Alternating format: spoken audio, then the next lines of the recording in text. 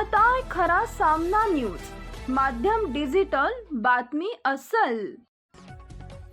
अल्पवयीन मुलीचं अपहरण, 7 वर्ष कारावासाची शिक्षा। एका अल्पवयीन मुलीचा विनयभंग आणि अपहरण केल्याप्रकरणी माळगे बुद्रुक इथल्या विशाल कांबळे याला न्यायालयानं सुनावली 7 वर्ष कारावासाची शिक्षा।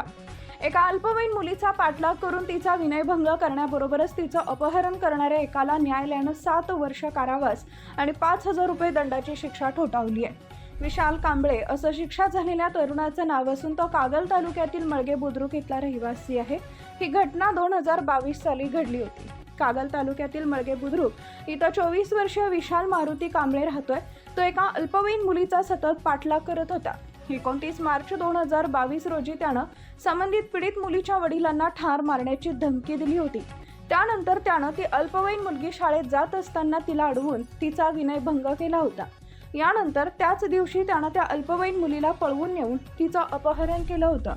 या प्रकरणी त्या अल्पवयीन मुलीच्या नातेवाईकांनी मुरगुड पोलीस ठाण्यात फिर्याद दाखल केली होती।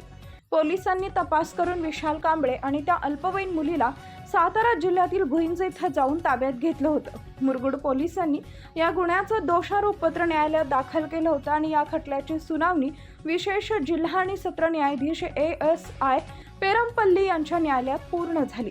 सरकार पक्षांच्या वतीनं सहाय्यक सरकारी वकील ॲडव्होकेट SS इंगळे यांनी काम पाहिलं। त्यांनी एकूण 5 साक्षीदार तपासले। त्यांच्या साक्ष तसेच सहाय्यक सरकारी वकील ॲडव्होकेट SS इंगळे यांनी मांडलेले वरिष्ठ न्याय निवाडे, प्रत्यक्ष पुरावा आणि त्यांचा युक्तिवाद ग्राह्य मानून न्यायालयानं या प्रकरणी विशाल मारुती कांबळे याला दोषी ठरवून त्याला 7 वर्ष कारावास आणि 5,000 रुपये दंड अशी शिक्षा सुनावली। सहाय्यक सरकारी वकील ॲडव्होकेट SS इंगळे यांना या कामी तपासी अंमलदार पोलीस उपनिरीक्षक RA वाघमारे आणि पैरवी अधिकारी युवराज पाटील यांचं सहकार्य लाभले। Subscribe now and press the bell icon. Never miss an update.